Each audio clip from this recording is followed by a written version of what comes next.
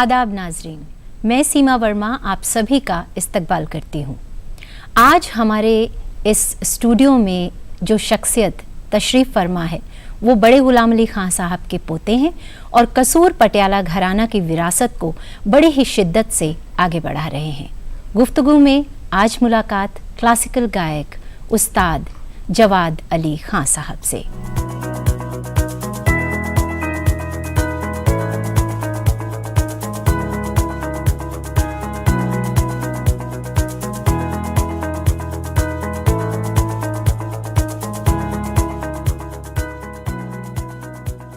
कसूर पटियाला घराने से ताल्लुक रखने वाले उस्ताद जवाद अली खान को गायकी विरासत में मिली और कम उम्री से मौसीकी की तालीम शुरू हो गई।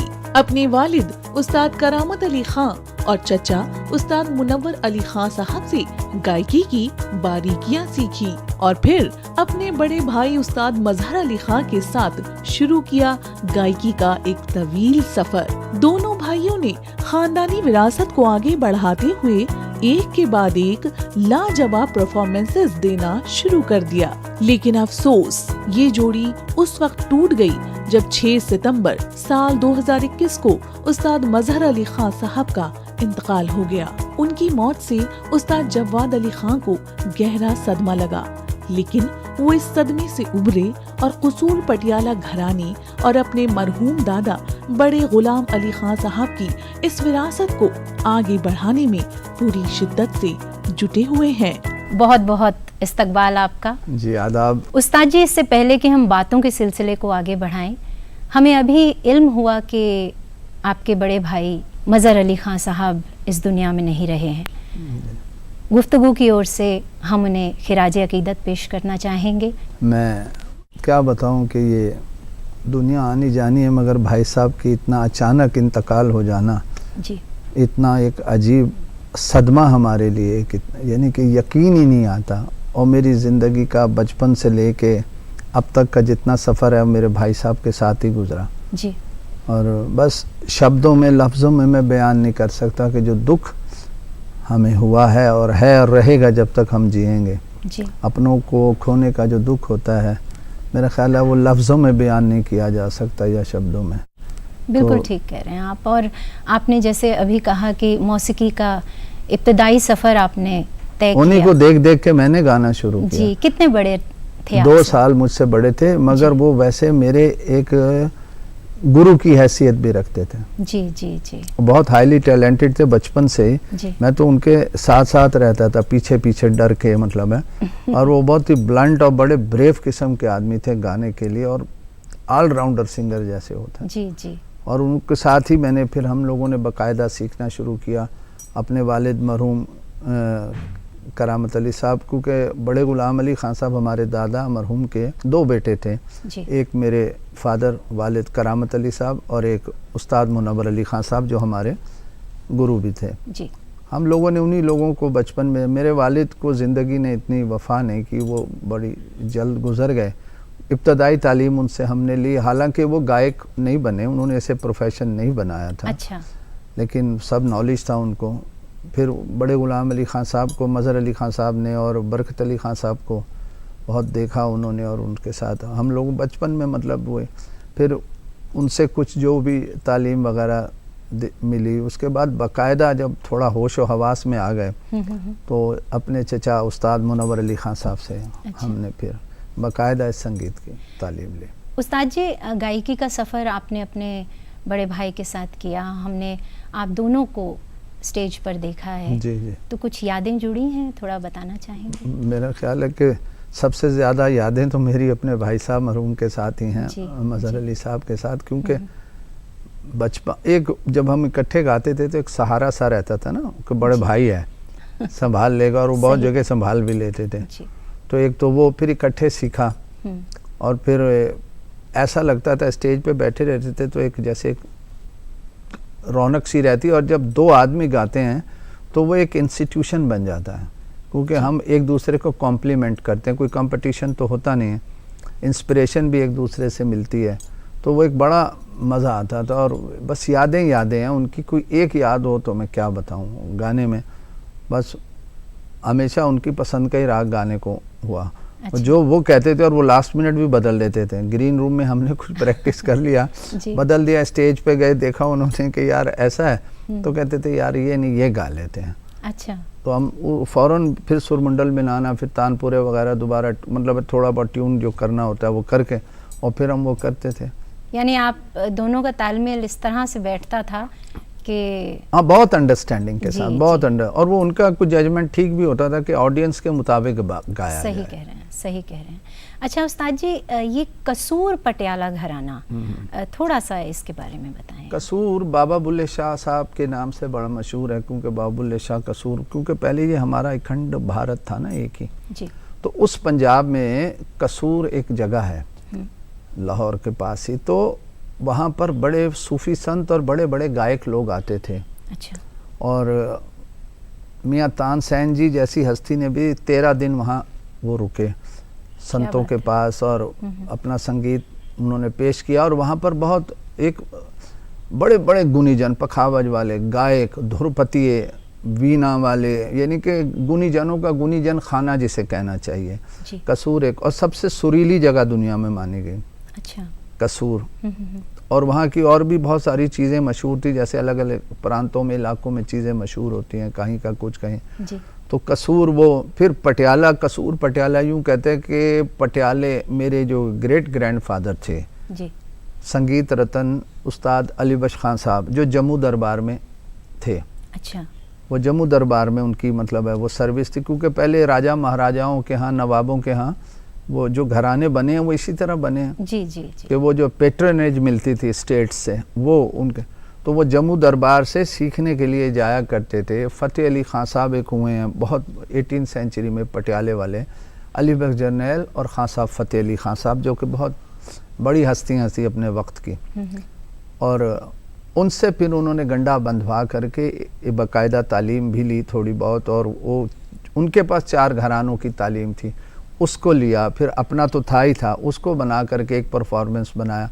वो परफॉर्मेंस जब बड़े गुलाम अली खान साहब के सामने उन्होंने सीखा, बरकत अली खान साहब, उनके भाई मुबारक अली खान साहब, अमानत अली खान साहब, उनके यानी बहुत लंबी लिस्ट है। फिर उनके बाद उनके नेफ्यूज़ ने सीखा ये वो, और उनके बेटे उस्ताद मुनव्वर अली खान साहब ने सीखा, जो हमारे चचा थे, जिनसे हमने भी बाकायदा शिक्षा। तो ये गायकी जो फिर बड़े गुलाम अली खान साहब ने अपनी समझ के साथ उस सारी तालीम को जो पेश किया, वो आज सारी ज़माने के सामने है, वो तो फिर ऐसे हुए हैं कि अब ऐसे लोग तो शायद ही पैदा होंगे। जी जी बिल्कुल ठीक। उस्ताद जी आप हमारे बीच में हैं जी, और ऐसा हो नहीं सकता कि हम आपसे कुछ सुने ना, तो बहुत दिल चाह रहा है कि आप कुछ सुनाएं अपनी पसंद का। अच्छा, मैं एक राग कामोद की बंदिश है।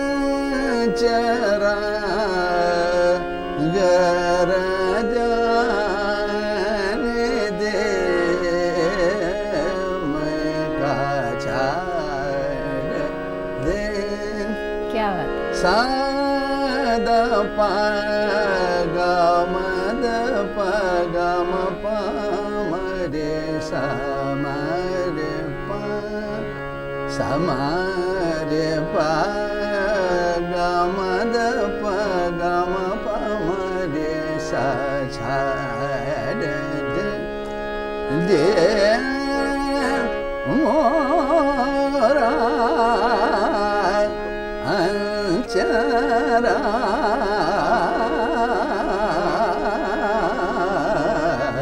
छाड़ दे मोरा अंचरा छाड़ दे। क्या बात है, क्या बात है, बहुत खूब। थोड़े से वक्त में मतलब बहुत ये तो एक खूब। बड़ी मूड और माहौल की चीजें हैं। जी जी। उस्ताद जी, बड़े गुलाम अली खां साहब को हर कोई जानता है, चारों तरफ से बच्चा बच्चा तक उन्हें पहचानता है। तो आपके दादा रहे, कोई याद है आपकी बचपन की, कोई किस्सा सुनाना चाहेंगे? मेरे बड़े भाई साहब से ही है वो। जी। तो वो दादाजी उनको बहुत प्यार करते थे। अच्छा। क्योंकि और भी हमारे दो बड़े भाई थे तो उनको इतना मतलब रुचि, इतना शौक नहीं था। तो ये जब छोटे से थे मज़हर साहब, तो ये बहुत गौर से देखते थे और जैसे दादाजी अपनी शागिर्दों को सिखाते थे वो दादाजी के सामने उसको कॉपी करके दिखाते थे। अच्छा। मज़हर साहब तो वो उनके ज़्यादा किस्से हैं। मेरा तो ये है कि मैं सुनता रहा हूँ मगर इतनी समझ नहीं थी उस वक्त, ज़ाहिर है कि बचपन था, इतनी होश मतलब नहीं रही। फिर उसके बाद जब थोड़े बड़े हो गए तो उनको सुनते थे। अच्छा। बस गौर से देखते थे, समझ में इतना नहीं आता था मगर कानों में रस ज़रूर घुलता था। जी जी जी। ये है चीज़। बहुत सुंदर, बहुत कि प्यारा। एक देखते थे कि एक आदमी है जो कि बड़ी बड़ी मूँछों वाले हैं और वो बैठे हैं, कोई गा रहा है, जी। तो वो देख के थोड़ा वो होता था मगर वो अच्छा भी लगता था।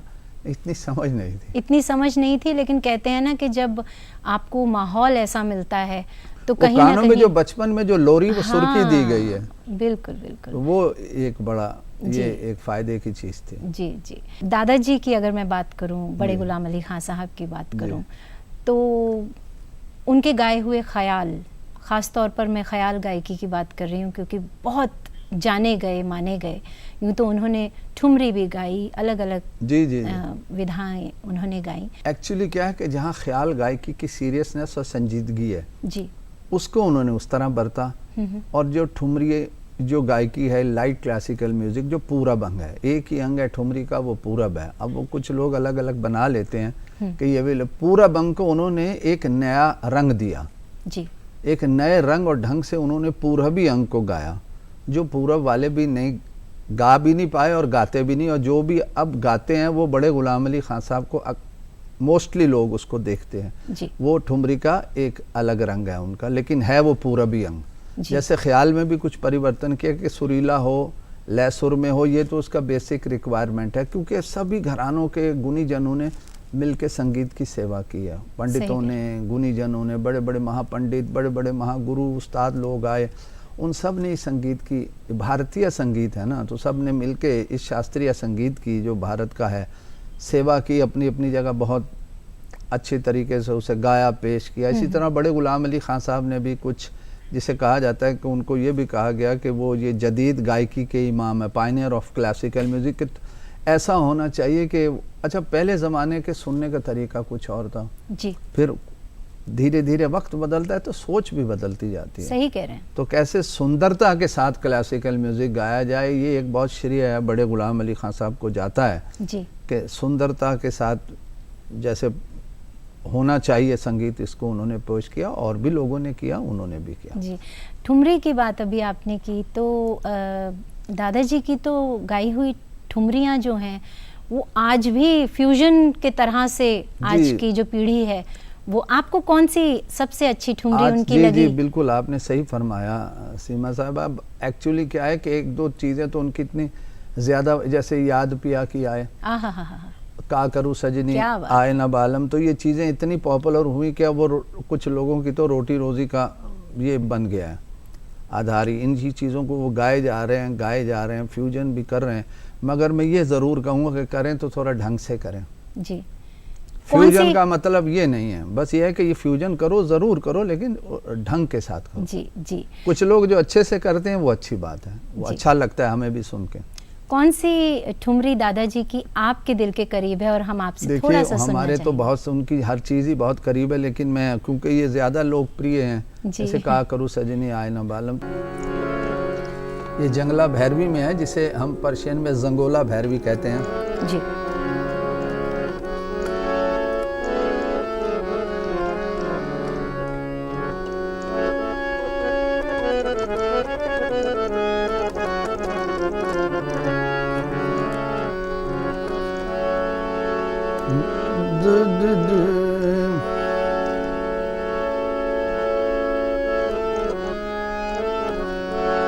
दाना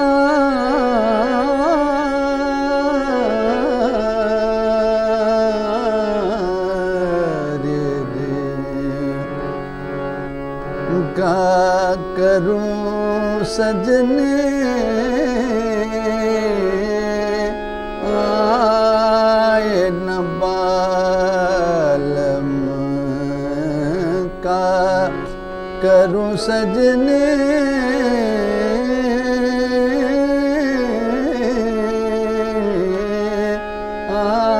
आए न बालम तड़पत बीती मोरी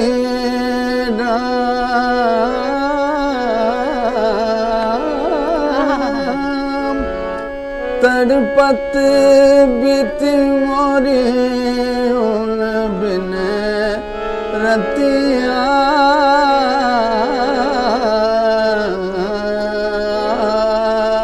न बालम का करूं सजने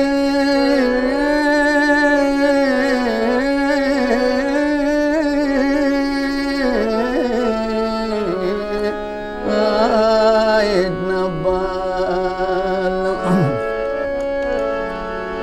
वादा किया था ख्वाब में सूरत दिखाएंगे वादा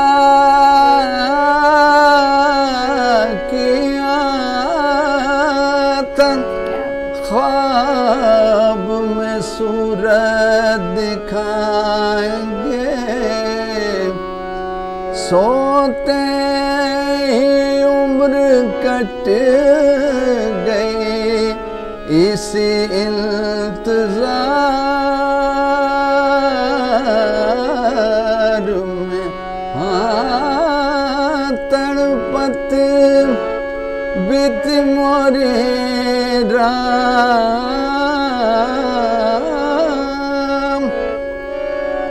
तड़पत बीत मोरे उन बिन रतिया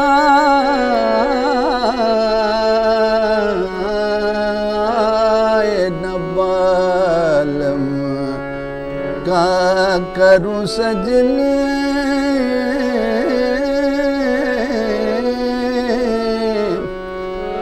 का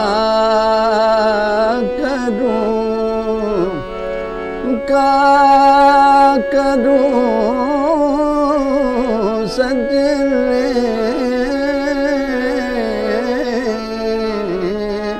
आए न वाह वाह वाह, क्या बात है, मज़ा आ गया उस्ताद जी। और जितनी तारीफ़ करें उतना कम है, क्या माहौल बन गया है, क्या बताएं आपको। शुक्रिया, थैंक यू। बहुत बहुत खूब, बहुत खूब। अच्छा उस्ताद जी, हमने देखा है कि जब ज़िंदगी में हम आगे बढ़ते हैं तो ऐसा नहीं है कि गुलाब की पंखुड़ियाँ ही मिलती हैं, जद्दोजहद भी होती है। बड़ी जद्दोजहद वही आपसे पूछना चाहेंगे कि बड़ी कठिन जो ये जो डगर है पनघट की, बहुत कठिन है जी। इतना आसान नहीं होता सीखना करना। फिर खासकर आज के दौर में शास्त्रीय संगीत को गले लगाना जी, ये वाकई अपने आप में एक बहुत बड़ी कुर्बानी है।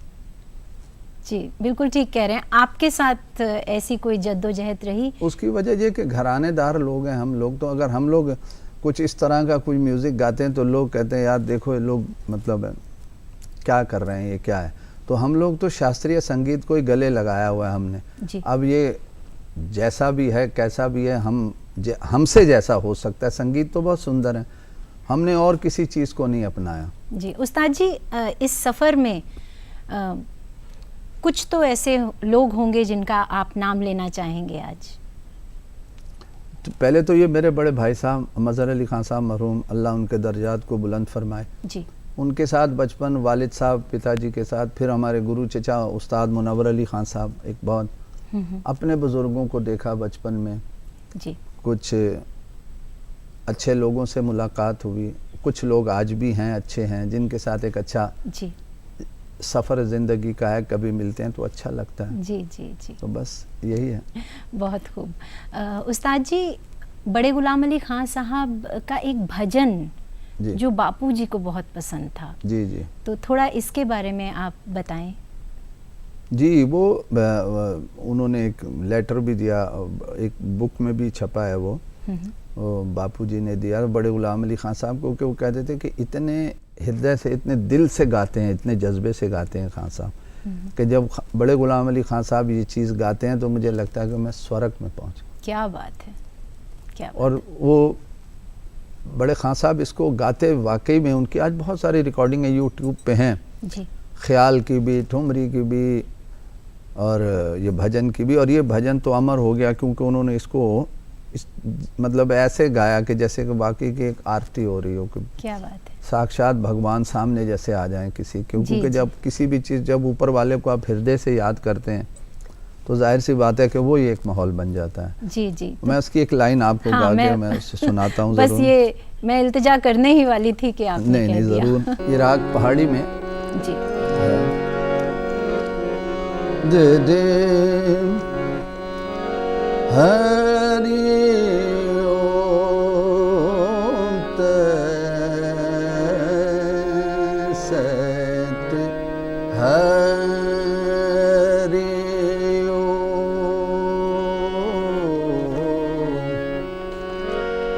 हरि ओम तत्सत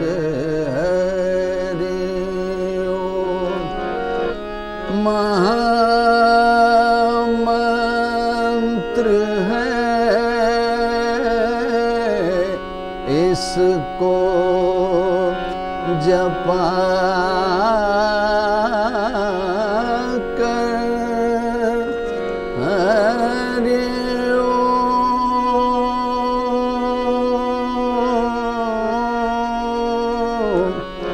हरि ओम तत्सत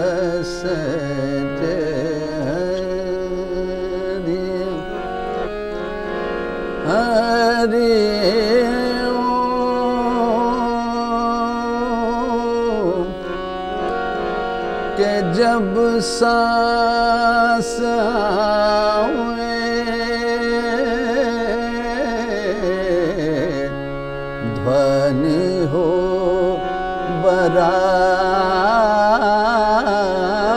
बराबर हरि ओम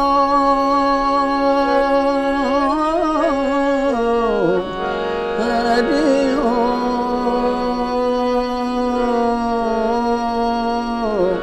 हरि ओम तत्सत हरि ओम।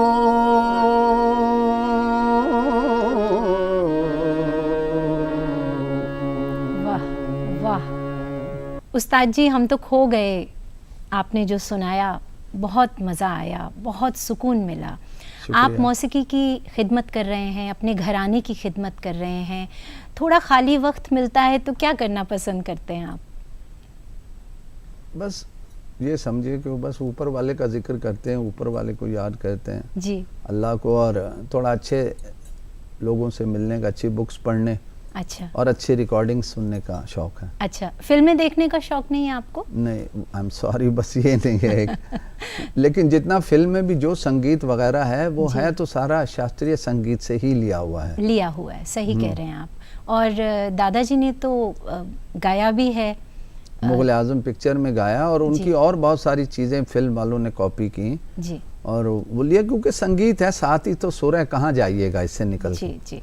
और सातों ही सुरों में पूरी, यानी कि जगत का संगीत इसी में समाया हुआ है। बिल्कुल बिल्कुल। ये यानी कि समंदर की तरह है 7 सुर, सागर की शक्ल लिए हुए हैं, और इसकी गहराई को तो बस ऊपर वाले ही जान सकता है। जी, तो कुछ आप सुनाना चाहेंगे जो दादाजी ने फिल्म में गाया, अगर आप? अच्छा, वो दादाजी ने तो ख्याल ही गाया, मैं बल्कि यहाँ ये कहना चाहूँगा कि जैसे राग भी बेस जो कॉम्पोजिशंस हैं फिल्मों में भी गाई गई हैं, बहुत जगह गाई गई हैं जी।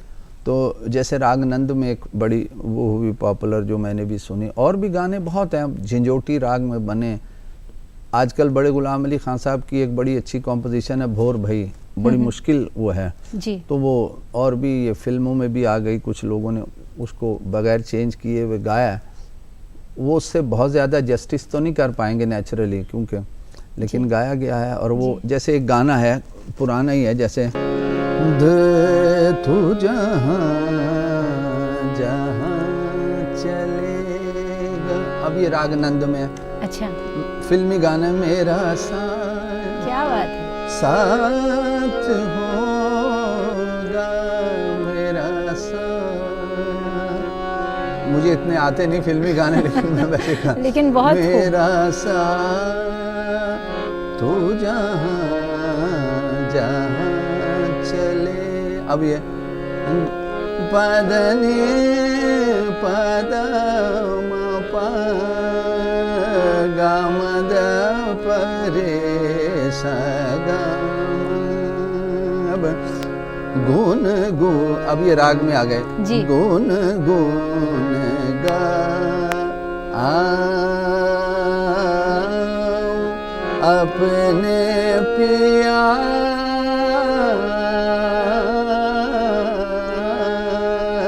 के गुन गुन गा।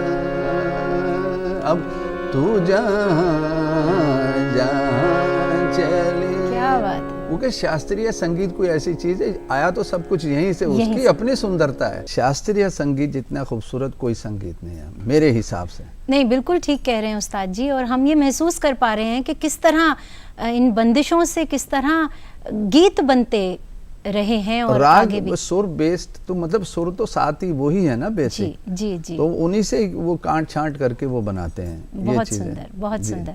उस्ताद जी, बहुत जी चाह रहा है कि आपसे गुफ्तगू का सिलसिला हम जारी रखें, लेकिन वक्त इजाज़त नहीं दे रहा है। जी। हमारी दुआ है कि आप इसी तरह अपने घराने की खिदमत करते रहें। बहुत बहुत शुक्रिया। और इस चिराग को जलाए रखें, आगे बढ़ते रहें। बस आप सब लोगों की आशीर्वाद और दुआएं चाहिए, और हम लोग तो लगे ही हुए हैं जी। तो बस, और बहुत अच्छा लगा आपसे इस गुफ्तगू प्रोग्राम में गुफ्तगू करके, आपसे बहुत अच्छा लगा। और ऐसे कार्यक्रम होते रहने चाहिए जी, ज़रूर, ताकि कलाकारों से एक चर्चा रहे। बिल्कुल बिल्कुल। बहुत बहुत शुक्रिया। बहुत शुक्रिया आपका। तो नाजरीन, आज गुफ्तगू में बस इतना ही। अगले हफ्ते एक और शख्सियत के साथ हम हाजिर हो जाएंगे। तब तक के लिए इजाज़त दीजिए। आदाब।